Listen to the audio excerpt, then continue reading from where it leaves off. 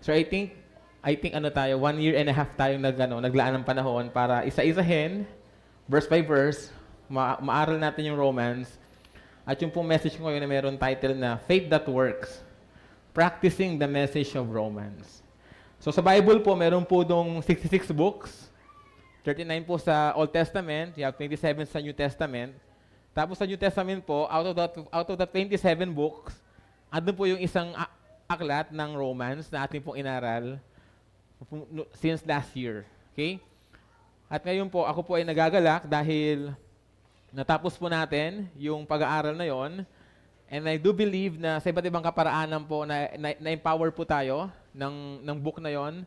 Ito po yung isa sa mga pinakamagandang sulat ni Apostol Pablo. Marami pong mga tao ang nabago ang buhay. It even defines history. Si Martin Luther po, he was a Roman Catholic priest, sorry. Tapos siya po ay nagkakaroon ng struggle sa kanyang salvation. Kasi parang hindi niya maramdaman or hindi niya makita yung kaligtasan talaga na hinahanap niya. Tapos nagkaroon po siya ng opportunity na aralin ng Romans. At doon niya nga po nakita na ang kaligtasan ay not by works, but by faith. At yun po yung nagpabago ng kanyang buhay. At mula doon, nagkaroon po ng Reformation.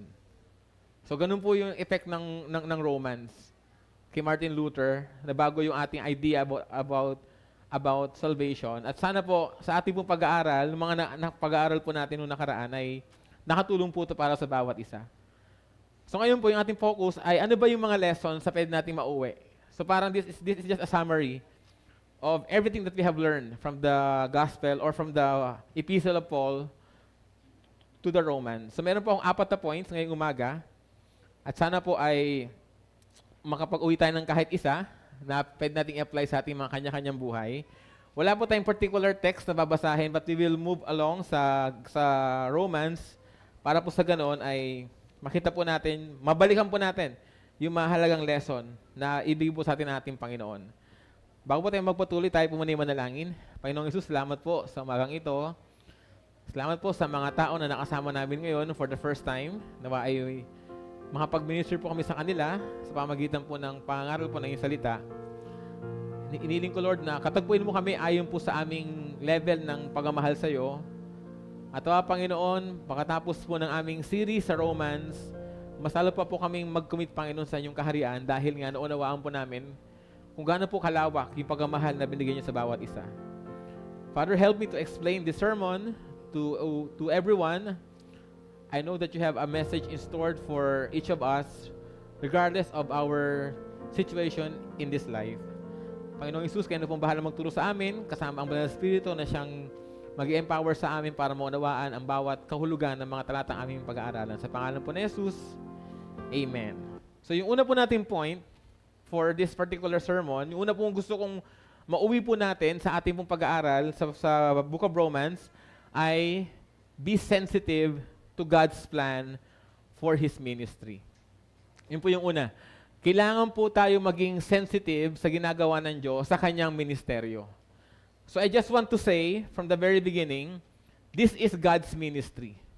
Walang ownership ang sinamang pastor sa gawain ng Panginoon. Gawain po ito ng Panginoon, siya po masusunod dito. Okay? So yun po yung kailangan natin maunawaan dito. Hindi po ito gawain ni pastor, ni bishop, o ng kung sino man. This is God's ministry. Therefore, we must follow His plan and we must abide with His will.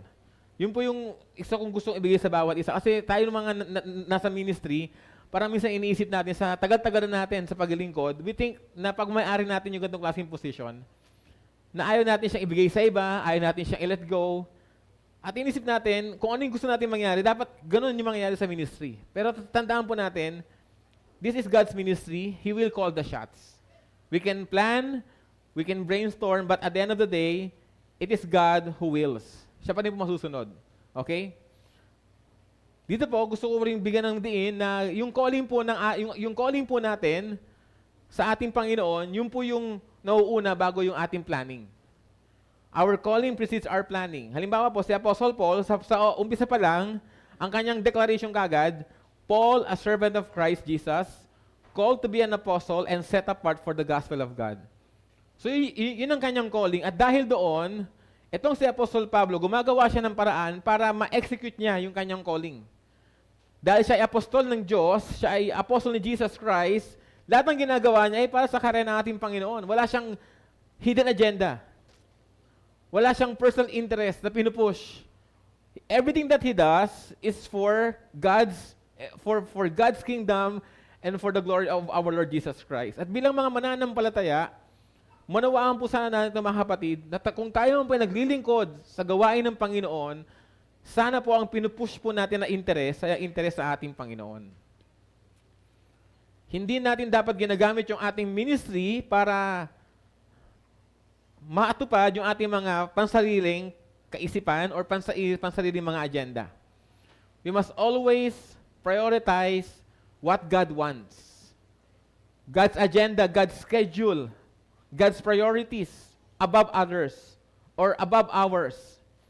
So yun po yung dito. Sabi ni Apostle Pablo, I am a servant of Jesus Christ. And because of that, this is what I'm willing to do for Him. Itong mga ginagawa ko na to ay consistent sa aking calling. Yung planning na ginagawa ko sa ministry, yung effort na ginagawa ko, all of this are consistent with my calling, which is set apart for the gospel of God. So yun po yung una natin kailangan maunawaan. Kung meron kang calling sa Panginoon, if you are called by God as a child, remember you are also called by God as His servant. Hindi lang natapos yung kaligtasan natin sa pagiging anak ng Diyos, extended po yun sa pagiging lingkod ng Diyos. Kasi minsan may mga mananampalataya, ang understanding nila ng salvation, hanggang dun lang sila sa pagiging anak ng Diyos. Pero yung pagiging servant ng Diyos, they forget about it. Okay na ako dito sa child of God. No, you are also a servant of God. You are also a slave of Jesus Christ. Yung nga yung ginagamit na term ni Pablo, a slave, doulos.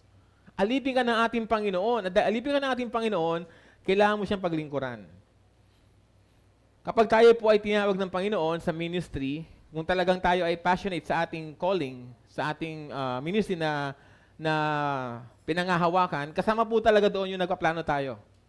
Nag-organize tayo ay gumagawa ng mga paraan on how we can improve our service, pero tandaan din po natin na God's timing may not align with our timing. Kahit na gaano kaganda yung ating gustong mangyari sa gawain ng Panginoon, may mga pagkakataon po talaga na God will say no to that because He has other plans. Ito po yung makikita natin sa Romans chapter 1 verse 13, sabi doon ni Apostle Pablo, I planned many times to come to you, but have been prevented from doing so until now. Hindi si Pablo ang nagplant ng church sa Rome. Nalaman lang niya na may mga Kristiyano sa Roma at meron silang nabuong church doon. And he was very excited. Kasi nga, yung Rome, yun po yung capital ng Roman Empire.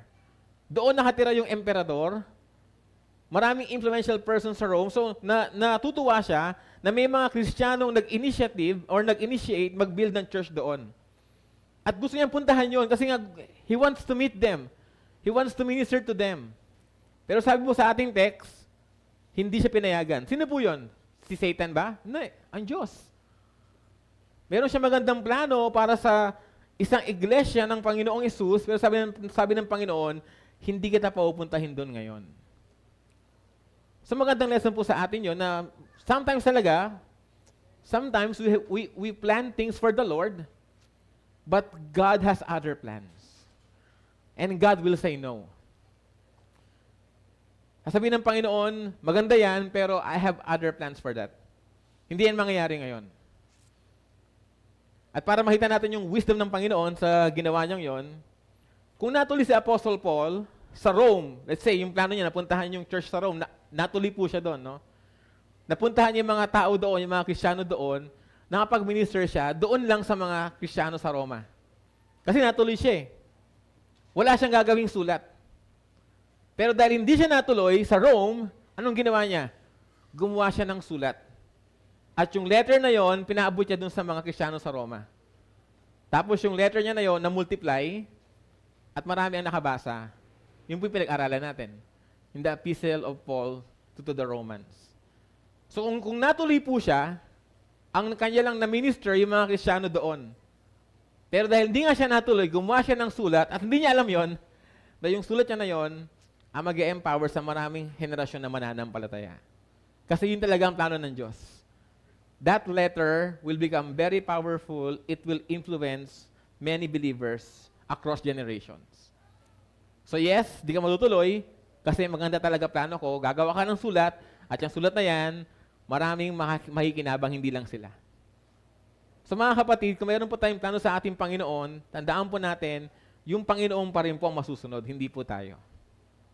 Okay? And also, I just want to say that ministry success is rooted in obedience, not outcome.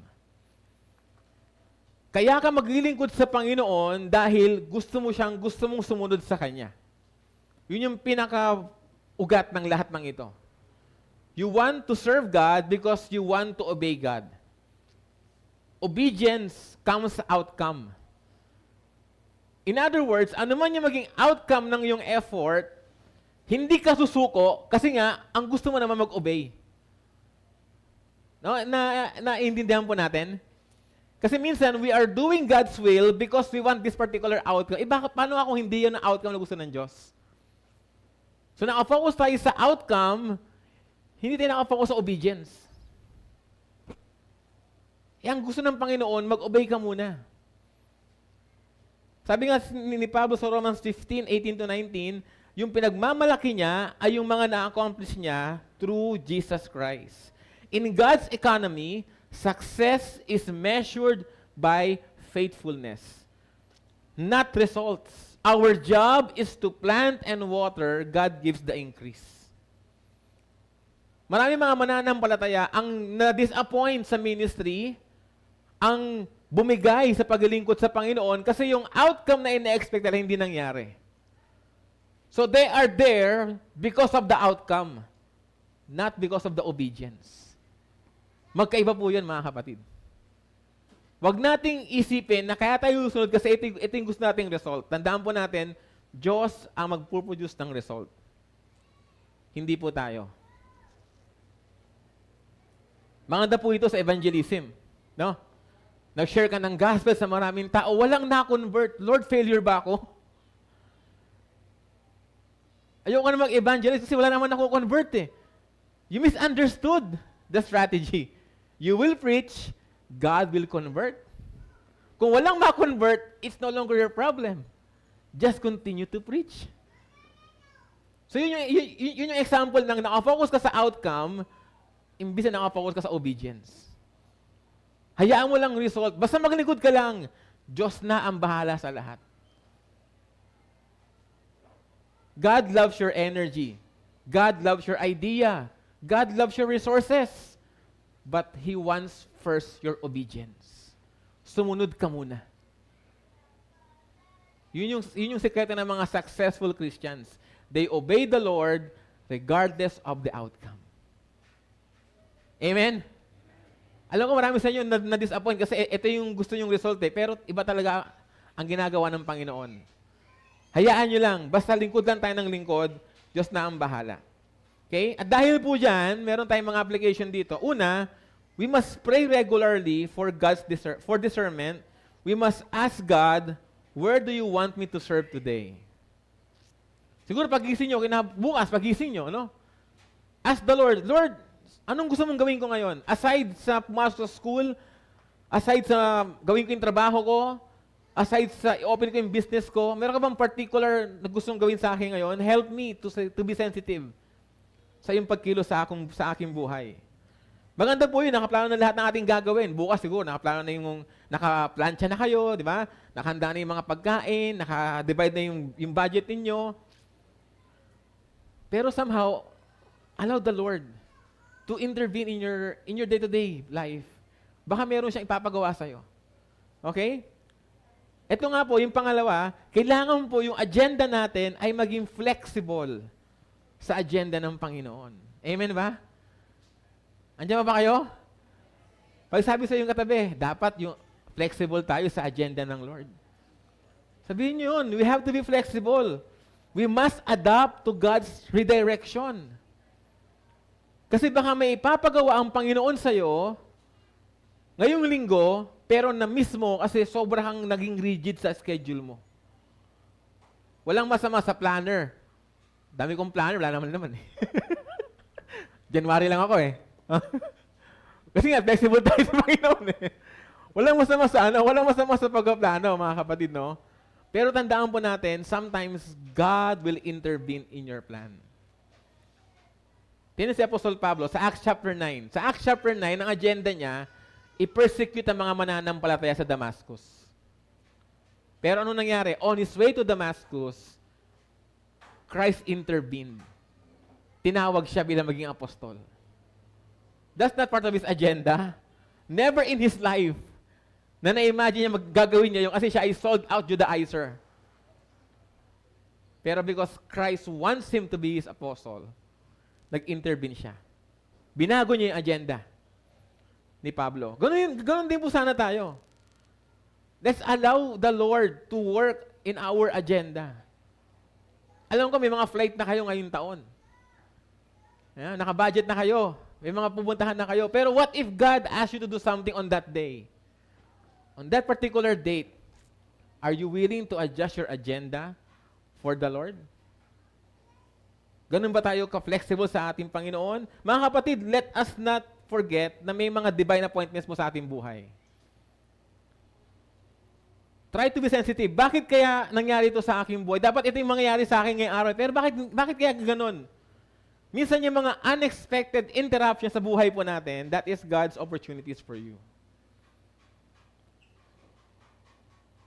Halimbawa, na-stuck ka sa traffic. Di mo inaasahan. Dapat walang traffic ngayon na. Ba't puro traffic? Ginagawa naman yung ano. Imbis na magreklamo ka sa MMDA, sa Maynila, sa Presidente, bakit di mo ipag-pray yung mga kasama mo sa sasakyan, sa boss? Pag-pray mo yung kaligtasan nila. Why not use that particular moment to strategize sa yung ministry? Sino bang wala sa aming age group? Baka may kailangan bisitahin ngayong linggo. What if that is God's way of getting your attention kasi wala ka ng panahon sa ministry? Wala ka ng panahon sa Kanya. Kailangan maging ganun din po tayo mga kapatid. Let's try to figure out why did God allow this to happen in my life? Kasi kung may papagawa sa iyo ang Panginoon, gagawa talaga siya ng paraan para makuha attention mo. You just have to be sensitive. Ako po, I can give myself as an example. I've been teaching for 10 years, di ba, sa public school. Pero simula nung nag-umpisa ako, alam ko nang magiging pastor ako. Pero ang dami kong bargain sa Panginoon. Di Lord, ano na lang, siguro, 5 years. Di Lord, one more school year. Ay Lord, nagkaroon ng pandemic. Baka pwede pa ating extend. Until that day na talagang, hindi, alika na rito. Tama na yan. Mas magiging productive ka dito kumpara sa DepEd. And here I am now. So what I want to say to everyone, maging sensitive kayo sa ginagawa ng Diyos sa buhay niyo. Hindi pwedeng wala siyang pinapagawa sa inyo. Ayaw niyo lang makinig. But let God speak to you. Let those unexpected interruptions be God's way of telling you, you need to do this for me. At sana po maging flexible tayo sa agenda ng ating Panginoon. Pangalawa po ay, we must recognize the place of theology in our faith. Yun po yung pangalawang point. Recognize the place of theology in your faith. Alam niyo ba yung theology? Pastor, yun ba yung pag namatay ka, yung sasabihin ng mga tao sa'yo? Hindi, ano po yun? Eulogy po yun, eulogy. No? Yung theology, ano yun? It's about studying the Bible. It's about studying the Word of God. It's about studying the doctrines of our faith. Sa Romans, ang daming in-explain ni Apostol Pablo ng mga doktrina sa pananampalataya po natin. Pinaliwanag niya na ang justification, yung kaligtasan po o yung pagiging matuwid sa harapan ng Diyos ay sa pamagitan ng pananampalataya, hindi sa pamagitan ng mabubuting gawa. Matapos po nun, pinaliwanag din niya yung doktrina ng sin and human depravity. Lahat ng tao makasalanan. Jews and Gentiles, all are under sin. Walang righteous, ni isa. Di ba Romans 3:23 nga, for all have sinned and fall short of the glory of God? In-explain din ni Apostol Pablo yung doktrina ng sanctification na kung saan you are justified by faith, naligtas ka once, pero yung sanctification mo, it's a process. Nadadaan ka sa proseso na kung saan ginagawa kang banal ng ating Panginoon. Yun naman po yung sanctification. So si Apostol Pablo, nagkaroon po siya ng gantong klase ng effort para ituro sa atin na wag po nating kakalimutan na mag-aral ng Biblia. Wag po nating kakalimutan yung mga doktrina na ating pong pinangahawakan.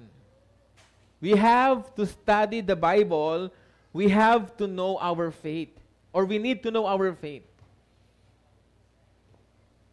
Part po yun ng Great Commission. Kung babalikan po natin yung Great Commission, na palagi po nating sinaside kapag tayo po ay mag-evangelize, wag po nating kakalimutan na nakapaloob din po doon yung pagtuturo. Hindi lang tayo magko-convert. Magtuturo din po tayo. Nalagay po dito, go therefore and make disciples of all the nations, baptizing them in the name of the Father and the Son and the Holy Spirit, teaching them to follow all that I commanded you. That's theology. That's learning. Learning the Bible, learning our faith. Ang tagal na natin mananampalataya, pero ang babo pa rin natin sa ating pananampalataya. Kasi nga, wala tayong time mag-aral ng Bible. Iisip natin ang pag-aaral ng Bible sa mga pastor lang yan, sa mga misyonero lang yan.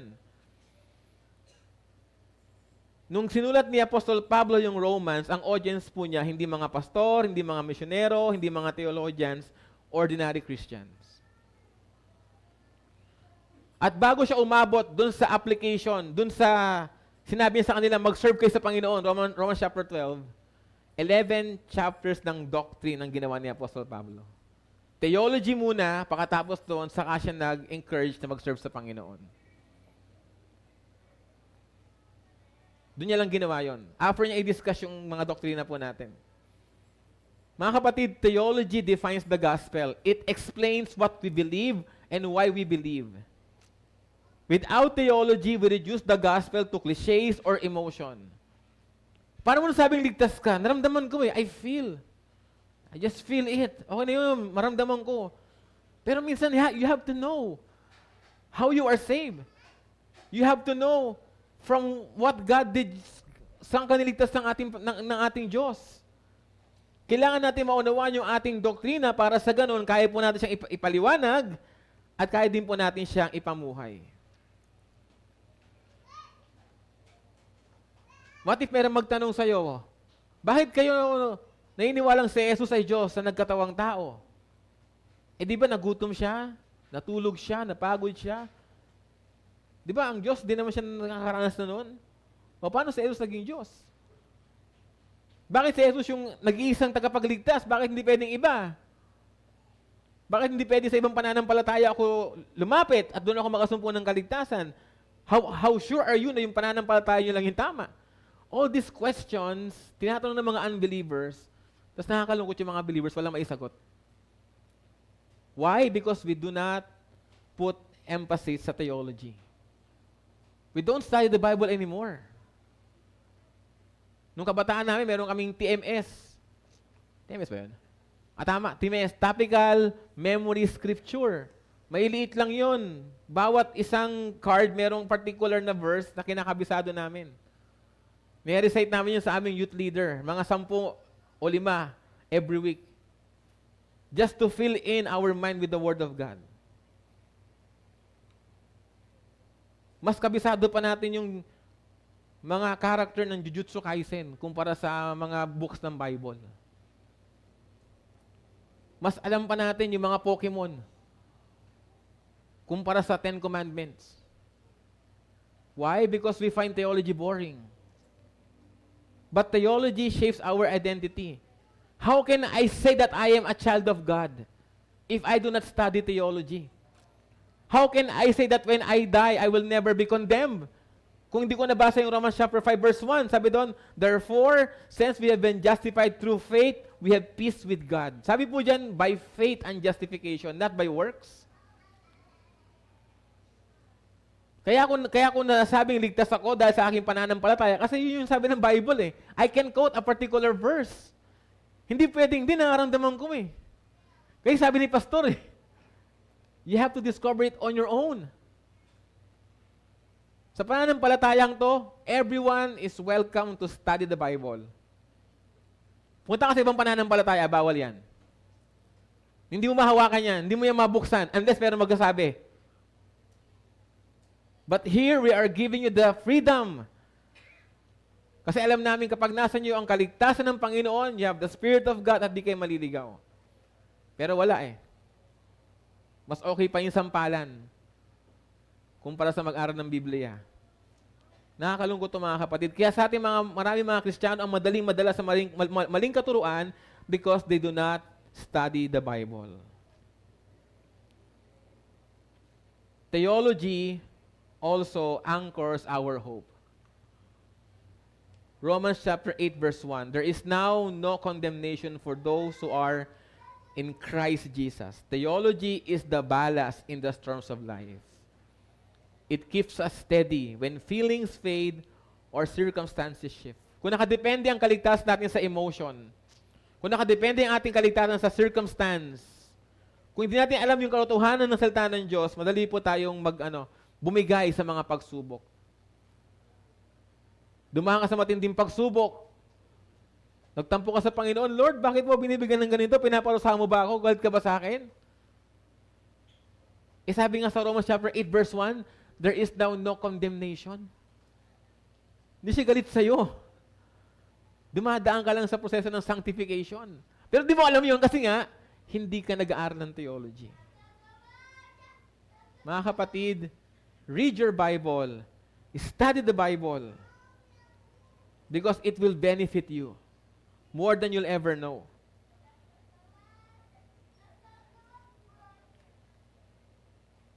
Kailangan po natin mag-aaral ng Bible consistently. We must feed our heart and our mind with the Word of God. Kailangan natin palakasin yung ating spiritual. At paano natin mapapalakas yun? Sa pamamagitan ng pag-aaral ng salita ng Diyos. Kailangan din natin mag-memorize sa mga mahalagang mga verse sa Bible. Maliban sa yung life verse tsaka sa John 3:16, ano pang alam mo? Na verse sa Bible. Kung sakaling meron magsabi sa iyo ng ganito, sabihin na, ang kaligtasan, ano yan? Faith plus works. Ano pwede mong i-quote sa Bible? To refute that. Kung meron magsabi sa iyo na wala namang Trinity sa Bible, anong kaya mong i-quote na verse? Wala ako doon. Wala si pastor doon. It's just you. And your knowledge of scriptures. Pangatlo mga kapatid, we have to join a Bible study. I hope each of us has a Bible study. Iba sa inyo nag-host. Thank you for that. Pero umattend ba kayo? Baka nang wala din kayo ma-attend, nag-host lang kayo. We must study the Bible. Mahalaga po yung theology sa ating mga mananampalataya. Pagkain natin yan sa ating espiritu. Nautuwa ako kasi ngayon daw, ito rin tinatawag na jogging era. Ang dahil nag-jogging ngayon. Masaya ba yun? Dahil nag-jogging. Sa bahay namin, yung bahay namin, malapit sa service road, paikot lang. Dahil nag-jogging, no? Jogging ng jogging, ikot silang ikot, pag-isaway sila. Tapos, ako din papag-jogging kasi hindi ko, yung schedule ko hindi pa kaya. Pero ganun, jogging, no? Ang daming conscious sa kanilang weight, sa kanilang BMI. Pero kamusta yung spiritual BMI? Kamusta yung spiritual weight? Baka naman you are okay physically pero you are malnourished spiritually. Hindi rin okay yun, mga kapatid. Hindi lamang sa tinapay ng buhay ang tao, kundi sa bawat salita na umutawi sa bibig ng Diyos. Nung tinukso si Jesus ni Satan, hindi sinapak, hindi tinadyakan ni Jesus si Satan. Anong ginawa niya? To repel those temptations. Nag-quote lang siya ng Bible verse. Pag mayroong dumating sa yung temptation, anong Bible verse kaya mong i-quote? Anong katotohanan kaya mong ibigay? So yun po, yung pangalawa, we have to recognize the place of theology in our faith. Pangatlo, we must practice our theology din. Practicing your theology is equally important. Kasi kung talagang ikaw ay knowledge-based na mananampalataya, yung gift mo talaga ay gift of knowledge, talagang you will enjoy reading the Bible, you will enjoy listening to sermons, buying books. So, talagang yun ang aking enjoyment nung ako'y kabataan pa. Hanggang ngayon pa rin naman po. Talagang puro ako basa ng Bible, puro basa ng mga books, ng commentaries, pero we have to practice what you are learning. You will learn the Word of God, but you also have to apply the Word of God. Tandaan po natin mga kapatid, belief must become behavior. Kung anong paniniwala mo, yun dapat ang isa sa pamuhay mo. Practice what you preach, walk the talk. Matapos sabihin ni Apostol Pablo yung mga mahalagang doktrina, 11 chapters yon. Pagdating mo ng Romans chapter 12, 1 hanggang 2, ang kanyang kagad sinabi sa kanila, now that you know what God has done for you, serve Him. Di ba? Sabi niya doon, offer your body as living sacrifices. At pag ginawa natin yan, merong kakibat na pagmamahal. At pag tayo ay nagmahal, dapat yung po ay sincere at according sa katotohanan. Kung talagang tayo po ay mag-aaral ng Biblia, our life will change. Our lifestyle will be changed. Our choices, our decision-making process. Kasi nga hinahayaan natin yung Word of God na ma-apply sa ating pananampalataya o sa ating buhay. Kung puro lang tayo knowledge ng Word of God at wala tayong application, para tayong si Tweety Bird. Ano yung ni Tweety Bird? Malaki yung ulo, maliit yung katawan. Patay si Megamind na hydrocephalic. Kasi nga hanggang dito lang tayo eh. We know the Word of God but we don't live out the Word of God. Kasama po yun. Mag-aaral ka, kapag naaral mo, naunawa mo, i-apply mo. Ako natutuwa ako sa inyo mga kapatid, no? Kasi every time na mayroon ng preaching dito, no? Pagkatapos ng slide, ganun kagad kay lahat, no? No? Talagang pinipicturean nyo eh. Siguro yung cellphone nyo, puro na slides ng sermon. No. Pero sana na-apply din natin yung ating mga natutunan. So yun po yung reason kung bakit meron tayong sermon reflection. Para matulungan namin kasi fresh pa yung utak nyo sa sermon eh.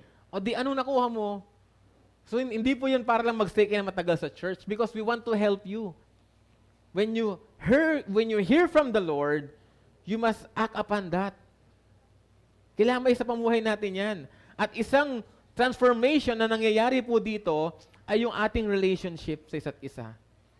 The more we know about God, the more it transforms our relationship to other people. Yung theology mo na malalim, dapat mag-reflect yan sa maayos mong relasyon sa kapwa mo. Hindi yung ang dami mong alam na salita ng Diyos, na Word of God, naging matapobre ka pa. Naging rude pa ang ugali mo. Di ba sabi ni Apostol Pablo, knowledge pops up. Walang masama mag-aral ng Bible, pero wag mo hayaan na yan ay manatili sa utak mo. Kailangan magbago yan sa iyong buhay. Kailangan maayos ang iyong relasyon sa bawat isa, sa bawat tao. Paibasa nga po yung Romans 12:18, sabay-sabay. 1, 2, 3, go. Yon. If possible. Bakit? Depends on you. Kasi nga nakadepende yan sa maturity mo. Depende sa maturity mo sa Word of God, mamuhay ka ng maayos. Sana wala kang masyadong kaaway. Yan ang sabi dito ni Apostol Pablo. Habang lumalalim ka sa salita ng Diyos, mas nagiging maayos ang iyong relasyon sa kapwa mo, mas kumukonti ang kaaway mo. O tanongin mo katabi mo, may kaaway ka ba? Wag yun po yung sagot kasi baka kayo kaaway niyan eh. Oo, ikaw kaaway ko. So yun po yun, no? If we will practice our theology right, we will live our life right. So practical application po sa bawat isa. Ito po. Serve someone intentionally this week. Meet a tangible need. Hindi, sige, pastor, ipag-pray kita.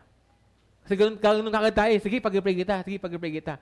Pero pwede ba na ngayong linggo, we will really help someone na alam natin na kailangan ng tulong?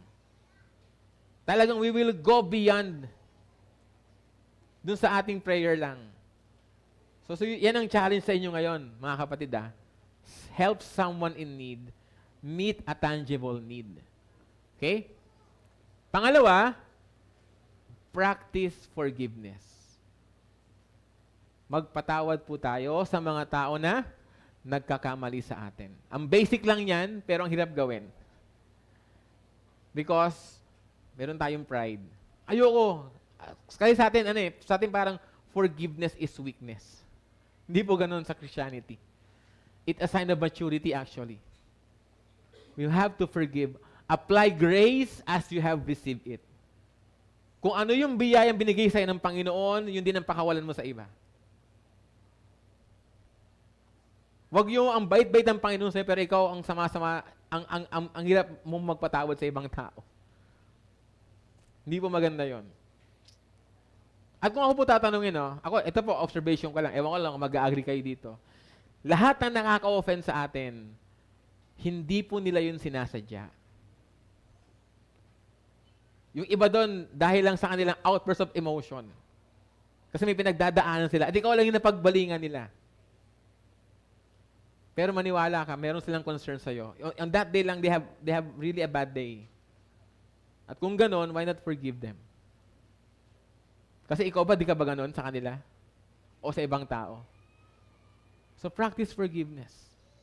It doesn't mean tolerate the wrong behavior. Iba naman po yun.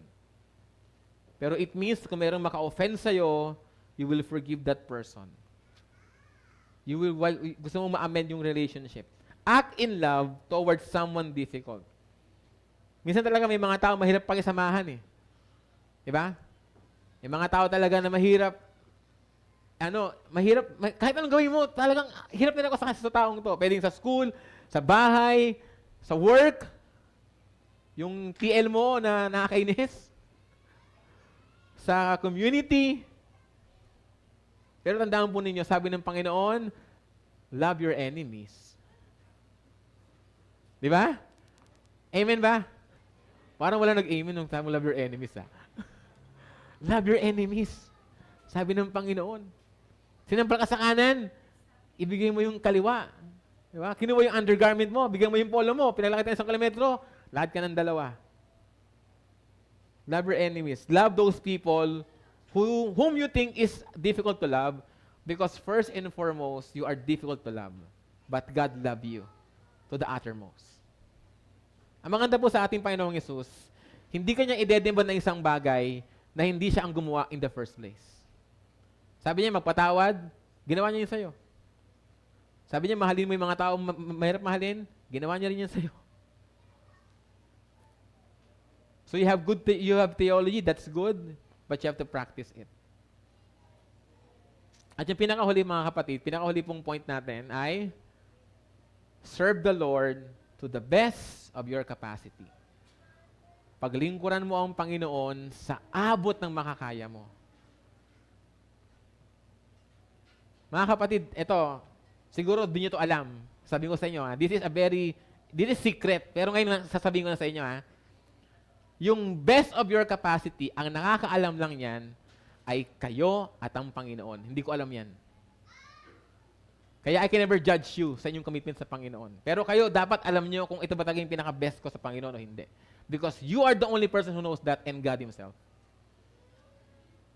Ang goal ng preaching namin, palalimin ang inyong pagmamahal sa Panginoon kasi pag mas malalim ang pagmamahal sa Panginoon, mas talo kayo magiging committed sa Kanya.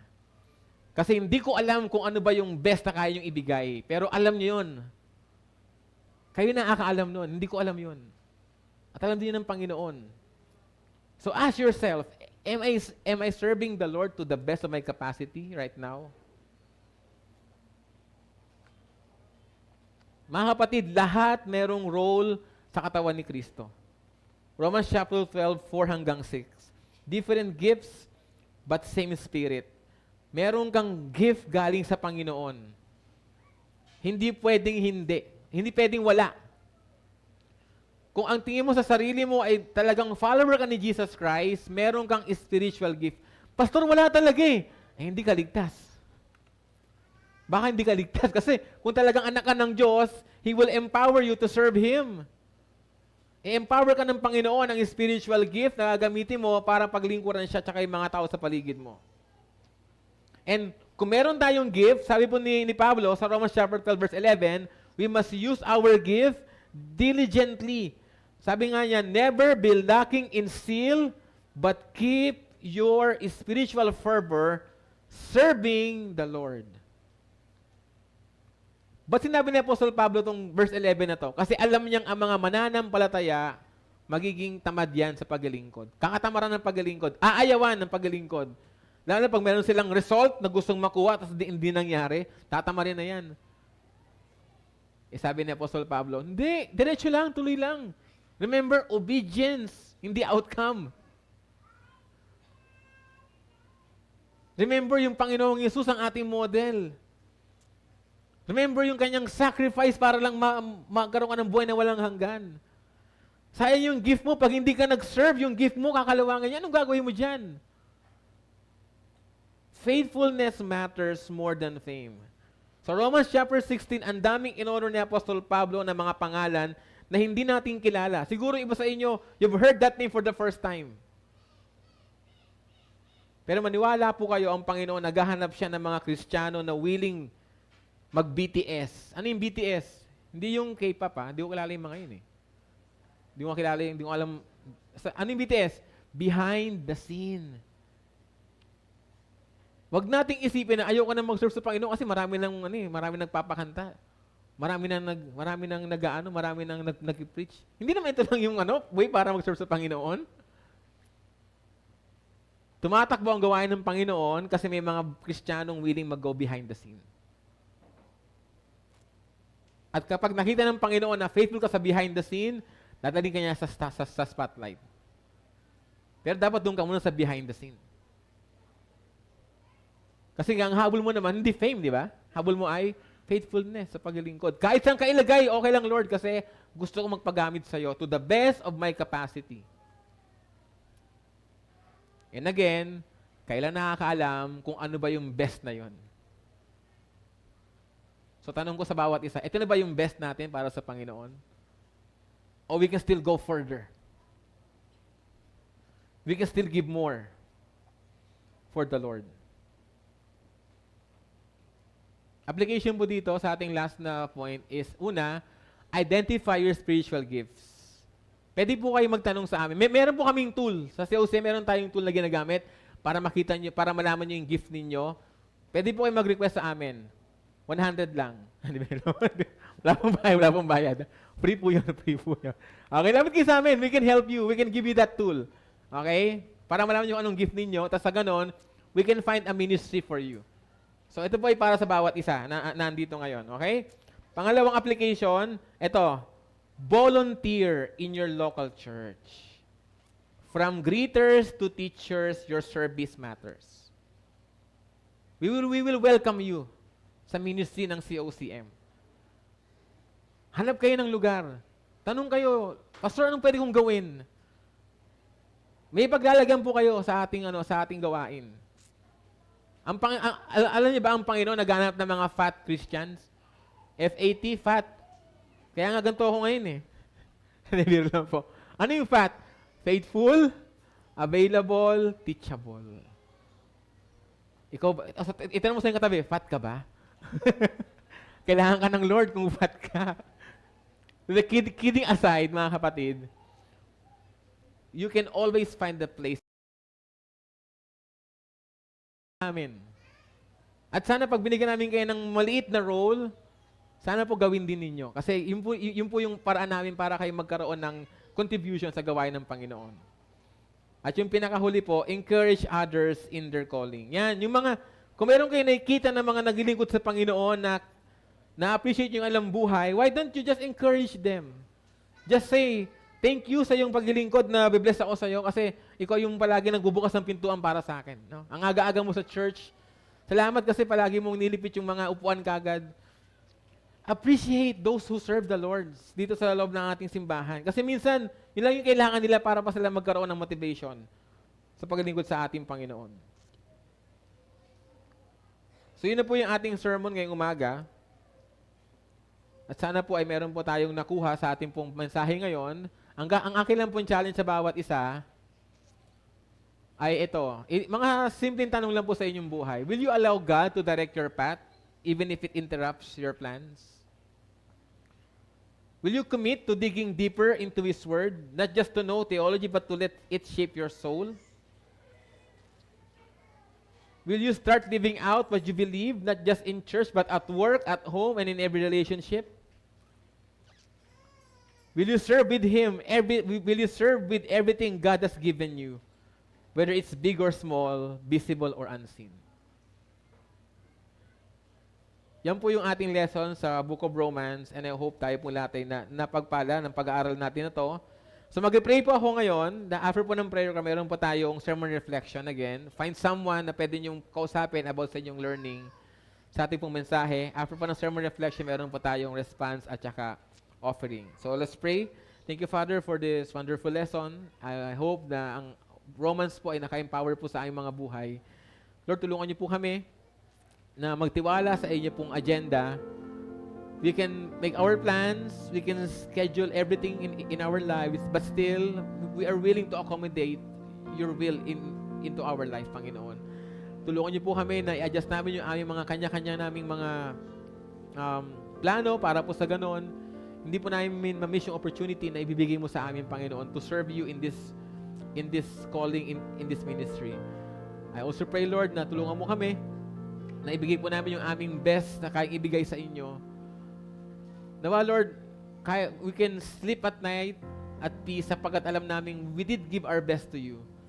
At kung sakali man, Panginoon, na you will still give us the opportunity to serve you, nawa, Panginoon, na wag po namin palampasin yung mga ganitong klase ng pagkakataon. Because our life belongs to you in the first place. Sapagkat kayo po ang aming Redeemer. Tinubos mo kami, Panginoon. Itong buhay na to, inyo pong tinubos, hindi na po sa amin to, Panginoon. Ito po ay para sa inyo. Kayo po ang maghari sa aming mga buhay, sa pangalan po ni Jesus. Amen.